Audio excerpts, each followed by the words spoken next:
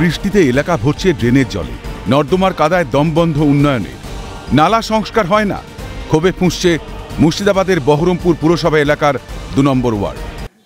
Drain আছে কিন্তু সেই নিকাশির কোনো ব্যবস্থা নেই। একটু বৃষ্টির জলে ১ হাঁটু জল হয়ে যায়। প্রায় ৫,০০০ মতো মানুষ এখানে বসবাস করছে। বলতে বৃষ্টি যদি হয় তাহলে গোটা রাস্তায় জল উঠে যায়। আর ড্রেনটা দেখছেন এখানে ১২ মাস জল জমে থাকে, পচা জল, দুর্গন্ধ। আমরা একদম থাকতে পারি না, হ্যান্ডিক্যাপ ছেলে হাঁটা চলা করতে পারে না।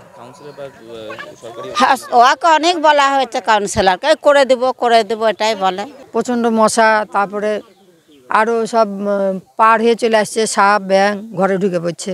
ড্রেনের আবর্জনায় ভাসছে উন্নয়নের প্রতিশ্রুতি। কাজের খতিয়ান ধরিয়ে দ্রুত সমাধানের আশ্বাস দিয়েছেন স্থানীয় কাউন্সিলর। যাই হোক, আমাদের ইতিমধ্যে জলের একটা স্যাংশন দিয়েছে এমইডি থেকে।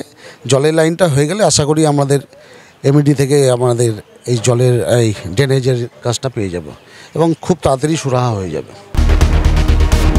এবং এই সমস্যাটা সমাধানের জন্য আমরা বহু জায়গায় চেষ্টা করেছি, কিন্তু কিছু হয়নি।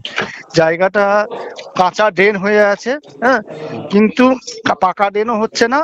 মুর্শিদাবাদ থেকে ক্যামেরা সীমান্ত দাসের সঙ্গে মৃন্ময় গোস্বামী, ক্যালকাটা নিউজ।